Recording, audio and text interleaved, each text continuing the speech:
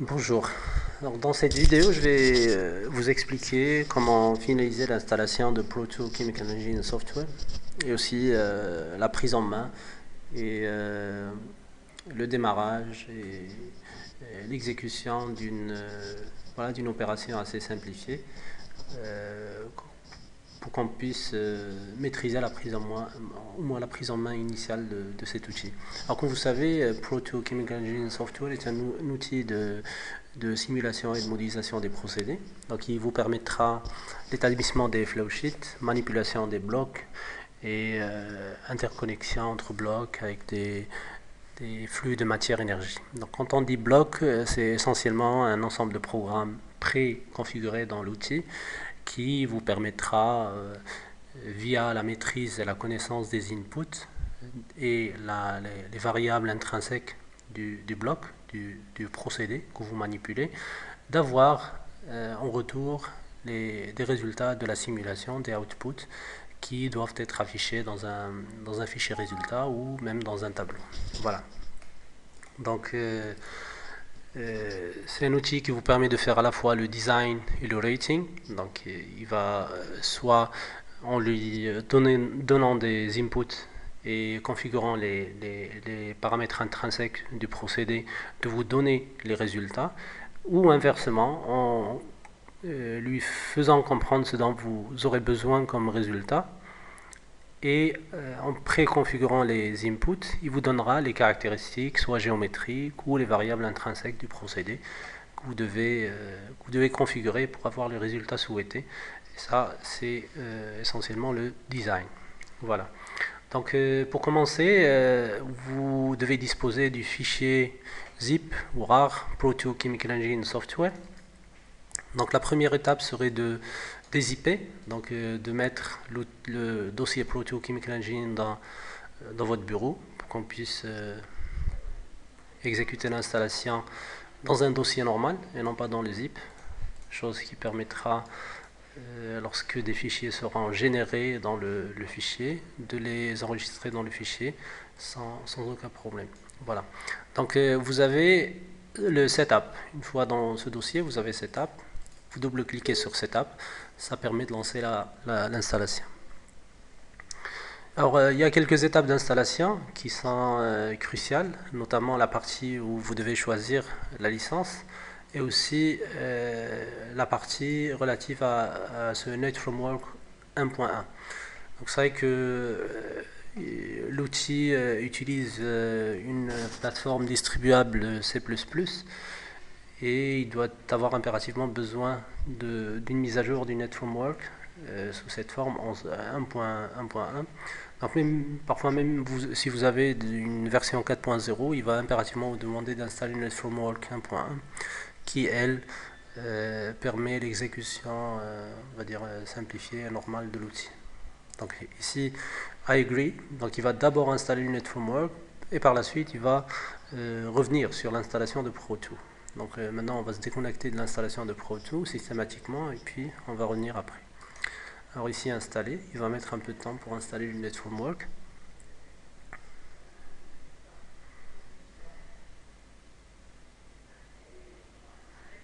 Voilà. Alors en attendant son installation de ce Net Framework, je vais juste vous montrer où est-ce que se trouve la licence. Donc ici vous avez un fichier magnitude. Magnitude, c'est l'équipe qui s'est chargée, voilà, de vous livrer la licence, c'est gratuite. Donc double-cliquez sur magnitude, vous avez FlexLM, FlexLM72.dll. Donc ça, c'est le fichier de licence dont vous aurez besoin pour faire marcher votre outil. Donc cette licence devra être copiée et puis collée dans un dossier spécifique dans le répertoire d'installation, dans le C2. C2. Program Files, après je vais vous montrer. L'essentiel, c'est que c'est cette licence qui doit être copiée et après collée pour écraser une autre qui doit figurer dans l'autre fichier. Voilà. Donc quand il nous demandera le type de licence, ça sera FlexLM 7.2 ou 7.2. Voilà. Donc ici, il nous dit que l'installation de framework est terminée. Donc OK. Et après, il doit impérativement passer aux étapes d'installation de l'outil directement.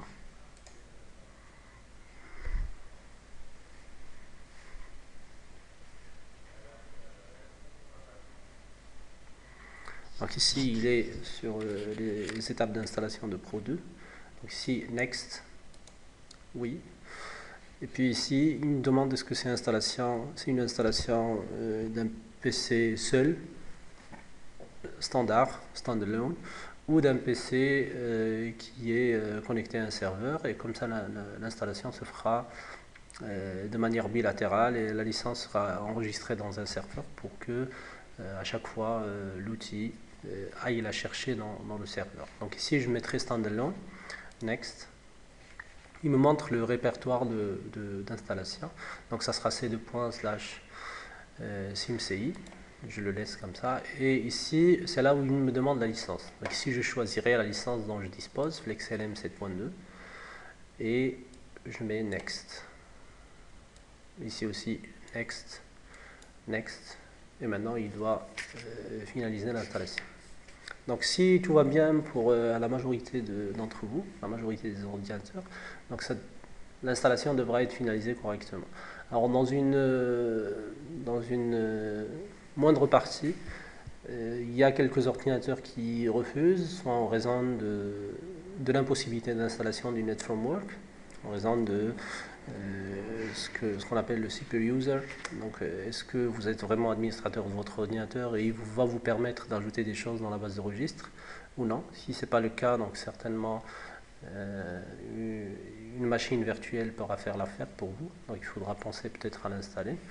Ça, c'est le premier défi. Alors, le deuxième serait essentiellement l'installation de ces bases TDM, qui sont des databases relatives à l'ensemble des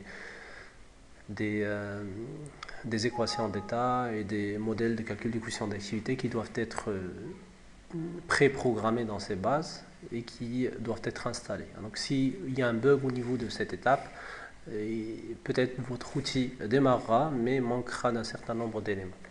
Voilà, donc ici il nous parle d'un USB driver qui est une forme de sécurité supplémentaire, donc il va la virtualiser actuellement pour que voilà, l'installation se fait et l'exécution se fait avec la licence FlexLM dont on dispose. Voilà.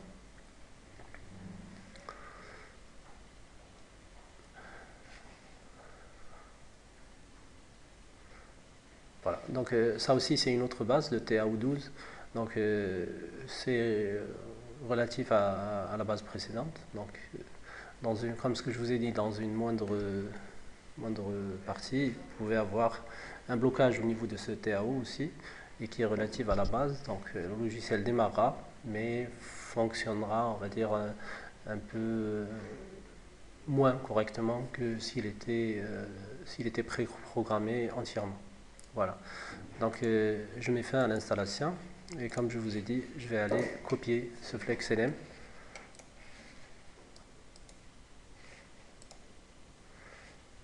Voilà. Alors ici, je vais copier cette partie, FlexLM 7.2.dll, CTRL-C. Après, je vais aller à ordinateur, C2. SimCI, Pro2 80, bin, et je vais mettre un CTRL-V ici, je vais la recoller, et puis je vais copier et remplacer. Donc je remplace l'ancien fichier. Et maintenant, le tour est joué. Normalement, Pro2 Chemical Engine devra marcher sans problème. Voilà. Donc ça, c'est le premier interface que vous avez. Alors ici, vous avez une fenêtre des messages d'erreur, des messages des différentes itérations que vous allez effectuer. Ils vont pouvoir s'afficher ici. Alors qu'en haut, vous avez les différentes icônes sur lesquelles vous pouvez cliquer pour pouvoir préconfigurer et configurer votre flowsheet par la suite. Donc première étape, je vous suggère d'aller à New pour créer une nouvelle page. Donc une nouvelle page, vous avez une page blanche ici dans laquelle vous allez configurer votre flowsheet. Et à droite, vous avez la fenêtre PFD. C'est essentiellement la fenêtre des blocs que vous pouvez manipuler dans le flowsheet. Donc ici, vous avez les différents blocs, donc les diagrammes, flash, pour la séparation liquide-vapeur, distillation, side column, shortcut, mixer, mélangeur, diviseur, échangeur, échangeur tubulaire, air-cooled, refroidisseur, puis plusieurs types d'échangeurs aussi, et compresseur, détendeur, pompe. Donc tout ça, c'est des choses qui sont manipulables dans les flowsheets, valves, pipes, dépresseurs, les contrôleurs, tout ce qui est relatif au contrôle des procédés, aux correcteurs, les PID, optimizer, calculator, phase envelope. Phase envelope, c'est relatif à l'affichage des curves, des fuseaux, quand on a besoin de les afficher dans le flowsheet. Après, vous avez les réacteurs, conversion, equilibrium, plug flow. De toute façon, on verra ça en détail en deuxième année ou en troisième année, quand on parlera du réacteur à Gibbs, qui est dédié à la prédiction des équilibres. Gibbs réacteur, réacteur de polymérisation, catalyseur. Donc là, vous avez vraiment tout ce qu'il vous faut pour établir le flowsheet d'un procédé bien déterminé. Alors, pour démarrer une simulation, il y a un certain nombre d'étapes. Comme vous savez, pour démarrer un outil, il faut absolument suivre un certain nombre d'étapes, certainement, pour qu'on puisse avoir la main à exécuter les différents blocs, les différents programmes et l'obtention des résultats.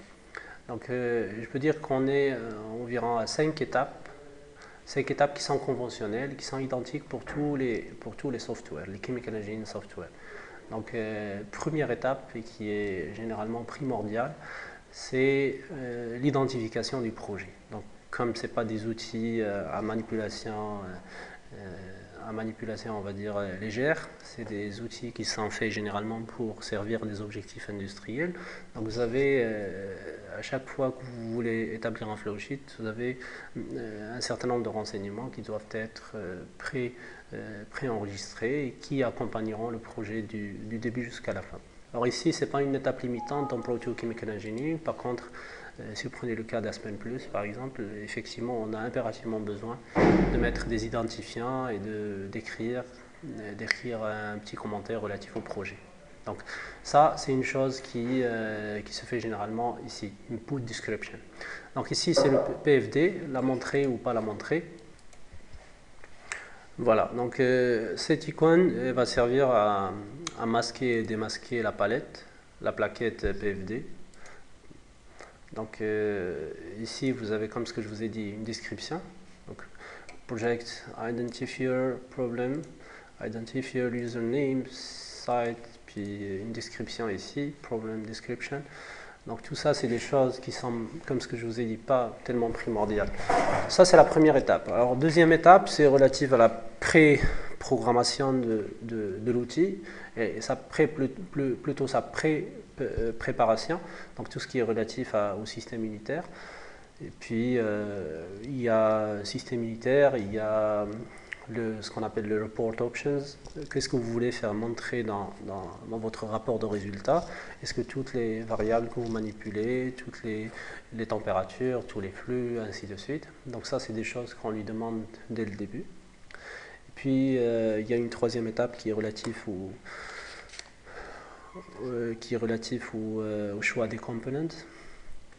Donc on choisit les components dont on va servir dans le flowsheet. Et puis une quatrième étape qui est relative aux thermodynamic properties. Donc thermodynamic properties, c'est essentiellement les équations d'état qu'on va utiliser, les modèles de calcul de coefficient d'activité, les Henry components. Parce que comme vous savez, il y a plusieurs moyens de quantifier l'équilibre. Si vous êtes par exemple dans le cas d'une absorption simple, il y a moyen d'utiliser des modèles de calcul de coefficient d'activité pour quantifier l'équilibre liquide-vapeur, chose qui peut aussi se faire par équation d'état, en calculant le coefficient de fugacité, ou même basculer directement vers des formulations beaucoup plus simples lorsqu'il s'agit de solutions très faiblement concentrées. Par exemple, c'est le cas de l'utilisation de la courbe d'équilibre et de la constante d'Henry. Donc on se permet d'utiliser ce qu'on appelle les Henry components. On attribue et le constituant a une constante prédéfinie dans l'outil. Et puis, ça lui permettra de faciliter les calculs d'une part, et la prise en compte d'un maximum de phénomènes s'il y a lieu dans une telle opération de séparation. Donc ça, c'est une étape qui s'avère très importante et qui va conditionner fortement les résultats. Un système idéal, c'est pas la même chose qu'un système non idéal. C'est pas la même chose que si on considère que c'est un système non idéal, mais qui est pris de manière plus ou moins légèrement écartée par rapport à l'idéalité via une constante d'Henry, par exemple. Donc tout ça se fait à ce niveau, donc, au niveau du thermodynamic data, donc c'est ici. Alors que ici vous avez component selection, et ici, si vous avez des propriétés thermodynamiques spécifiques, des components à rajouter, vous pouvez les rajouter ici. Et ici, c'est thermodynamic data. Voilà. Donc, arrivé à ce point, normalement, la pré-programmation est assez finalisée. Donc, il vous faudra par la suite l'établissement des blocs, l'établissement des flow sheets, la connexion des flux, des streams de matière et d'énergie. Et puis, l'interconnexion des blocs que vous allez manipuler, qui seront choisis parmi les PFD, parmi les blocs préconfigurés dans le PFD. Donc ça sera la 5e étape, l'établissement du flowsheet. Après, vous avez l'étape de run, de l'exécution. Donc ici, on exécute, donc on donne les inputs et on configure les blocs, et après, on lance la simulation. Alors, quand on lance, il faudra penser par la suite à analyser les résultats et à analyser les différents warnings que vous pouvez avoir. Est-ce que votre simulation a tourné correctement ou pas? Donc ça, c'est essentiellement relatif aux résultats que vous avez analysés. Est-ce que vous les jugez cohérentes? Est-ce que vous les jugez incorrectes? Voilà. Alors, pour commencer, je vais vous montrer une simple simulation rapide. Comme ça, ça vous permettra la prise en main. Alors, avant tout, un système unitaire. Donc ici, pour configurer un système unitaire, donc ici, je pourrais mettre initialize from UOM library. Donc il a déjà trois systèmes unitaires qui sont préprogrammés. Je pourrais mettre par exemple le metric. Ok, il va tout changer en metric. Et je pourrais moi-même changer s'il y a des unités spécifiques pour l'une des variables que je vais manipuler dans le flowsheet. Donc ici, OK, pas de problème.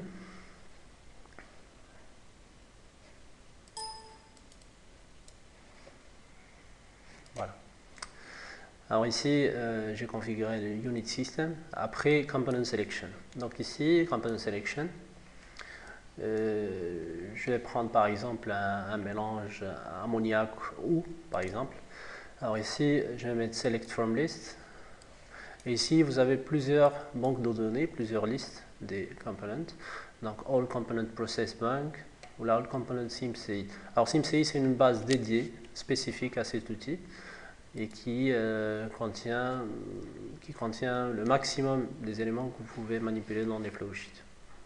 Alors, ici, j'ai cliqué sur SimCI et ici, je vais chercher Water. Donc, Water, directement, il me donne le component full name, Water. Et quand je double-clique, il doit s'afficher ici. Alors une fois affiché ici, normalement il est pris en considération, il faut juste cliquer sur OK pour qu'il soit pris en compte. Après, je choisis l'ammoniac, ammonia, et vous avez le NH3 ici, double-clic, il doit être là. Après, OK, j'ai mes deux components ici qui sont affichés. Donc ici, je dois avoir les components qui sont affichés directement. Alors le tour est joué ici, donc les components sont choisis. Je pourrais passer à l'autre étape. Alors, autre étape, soit j'ai des... alors parfois je pourrais manipuler dans les thermodynamic data des modèles qui ne connaissent pas parfaitement mes deux constituants. Ou même plus, je pourrais choisir un constituant qui est non conventionnel. Quand je choisis un constituant non conventionnel, je dois absolument donner à l'outil un certain nombre de paramètres, un certain nombre d'éléments qui lui permettront de réaliser les calculs sur ce new component. sur ce component non conventionnel. Donc ici, on a les thermophysical properties, on pourrait configurer des choses supplémentaires. Et surtout, vous avez Unifact Structures. Alors Unifact, comme vous savez, Unifact est un modèle de calcul de coefficient d'activité qui est basé sur, on va dire, les interactions moléculaires et sur la stéréochimie de la molécule. Donc si vous avez des components que vous avez déjà manipulés dans un laboratoire, vous avez déjà fait des analyses dessus, vous pouvez récupérer un ensemble d'informations et les injecter dans les Unifact Structures. Voilà. Donc c'est pas notre cas ici, ça c'est juste pour vous montrer à quoi sert cette thermodynamique component properties. Alors pour ce qui est de thermodynamique data, alors ici plusieurs possibilités. Comme vous savez, la quantification des équilibres peut se faire par des equations of state. Ici vous avez la majorité des equations of state qui sont disponibles en littérature, à commencer par Redlich-Kongswave. Vous avez une Redlich-Kongswave qui est adaptée au component SIMCI. Vous avez Peng-Robinson.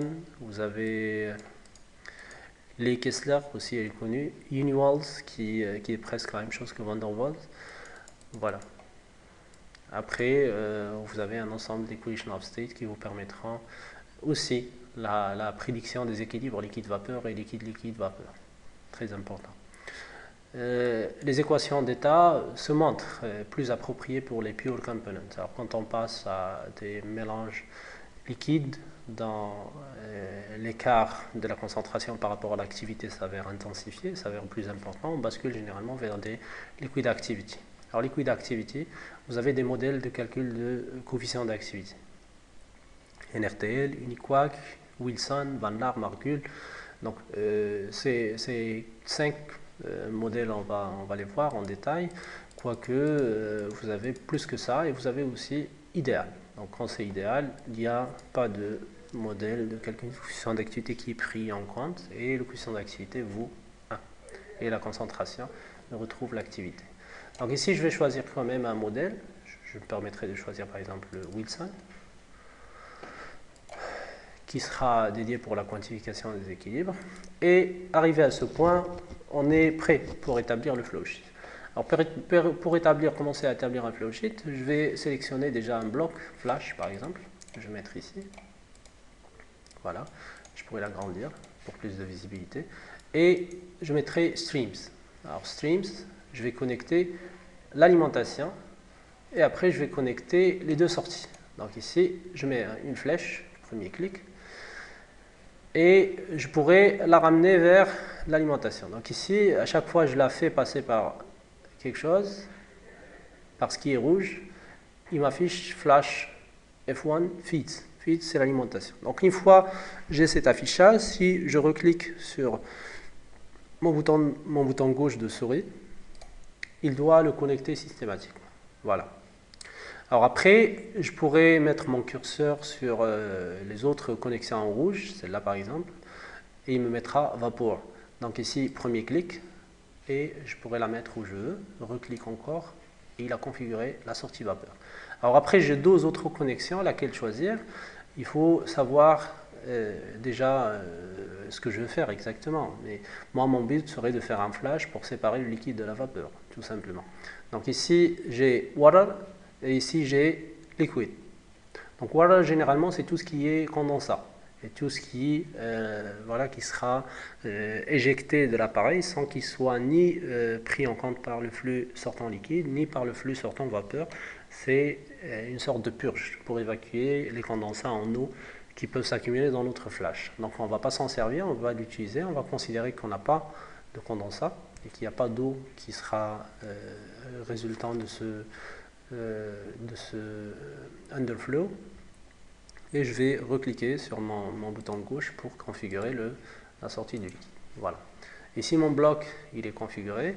Alors, il me reste deux choses en rouge. Il me reste l'input, il me reste le internal variables, qui sont les variables que je dois configurer dans mon flash pour que je puisse démarrer la simulation.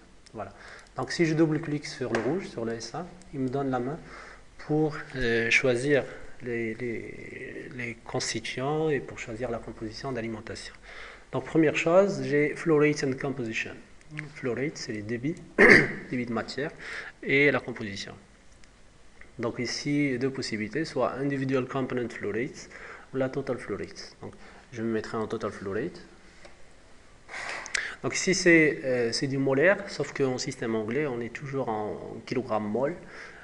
C'est des kilogrammes par heure, alors que les mols ils sont toujours scotchés au kilogramme.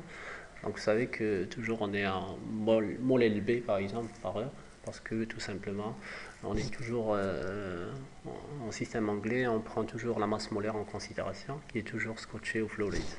Voilà. Donc ici je mettrai en 10, par exemple, 10 kg mol par heure, et ici mole composition, je mettrai en 0,5, 0,5. Voilà, 0,5. Donc ça, c'est l'alimentation. Donc ici, un OK. Après, on a first specification. Il faut impérativement une autre spécification relative, par exemple, à la pression et à la température.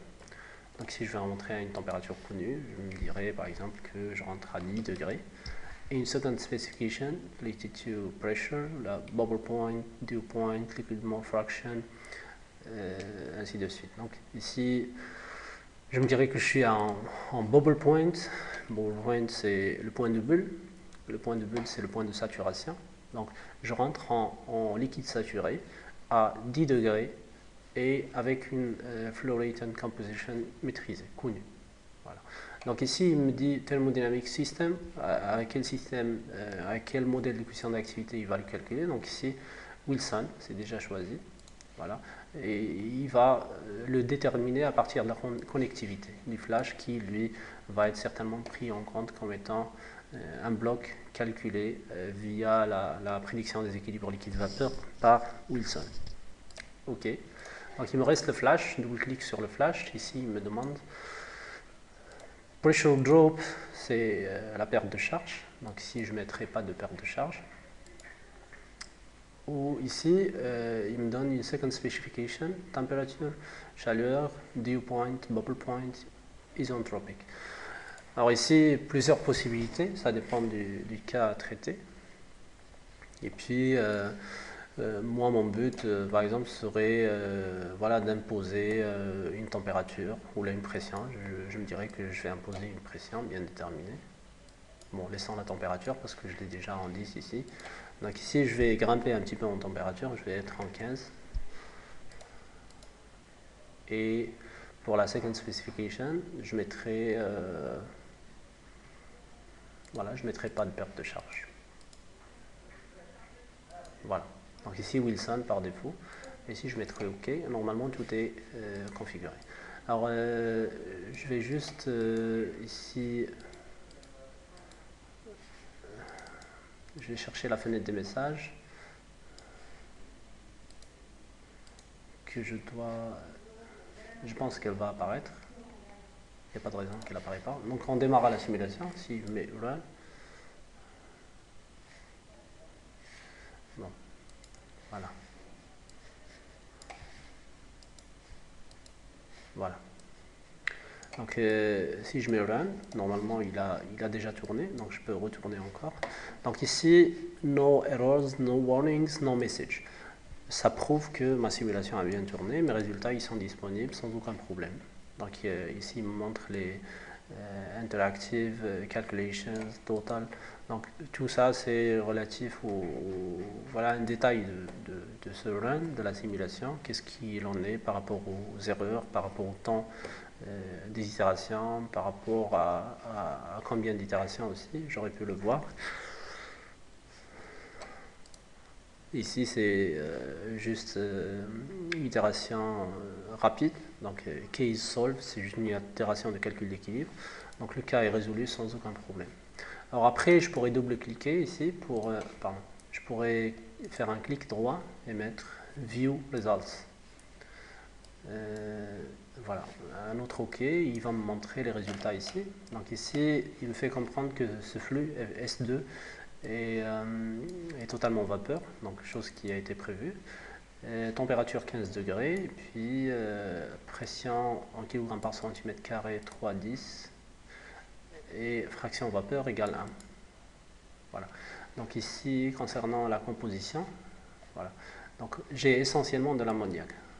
Donc vous voyez, avant j'avais un molar composition qui valait 0,5, alors ici j'ai 0,99 en ammoniac, chose qui est normale parce que j'ai remonté un peu de température. Il semble que l'ammoniac est beaucoup plus volatile que l'eau, chose qui est normale. Et puis on se retrouve en phase vapeur avec un maximum d'ammoniac. Voilà. Donc ça d'une part. D'autre part, ici je dois avoir essentiellement du liquide qui doit contenir lui beaucoup plus d'eau. Donc 0,5 d'eau et 0,4 d'eau. Voilà. Donc il ne faut pas s'étonner parce que tout à l'heure on avait 0,9. Ici, si on a juste un peu moins de NH3, c'est tout simplement parce qu'on n'est pas trop loin de l'équilibre. Et le fuseau est extrêmement écarté du côté de la vapeur qui est beaucoup éloigné de la courbe de saturation. La courbe de Rosé est éloignée de la courbe de saturation et par conséquent on récupère beaucoup plus de vapeur contenant l'ammoniac que du liquide qui contient l'ammoniac. Voilà. Donc c'était juste un cas plus ou moins très simplifié pour vous montrer les étapes de simulation, pour concrétiser une simulation. Alors notamment, vous pouvez faire beaucoup plus que ça. On va essayer de voir quelques exemples. Vous pouvez varier des paramètres, faire des analyses de sensitivity ou de sensibilité, varier des paramètres et puis constater d'autres, tracer des courbes aussi, c'est possible. Et puis faire du design aussi pour des colonnes de séparation, optimiser le nombre d'étages. Alors tout ce qu'on peut faire avec d'autres outils est aussi faisable ici. Voilà. Donc notre vidéo s'arrête ici et je remercie pour votre attention. Au revoir.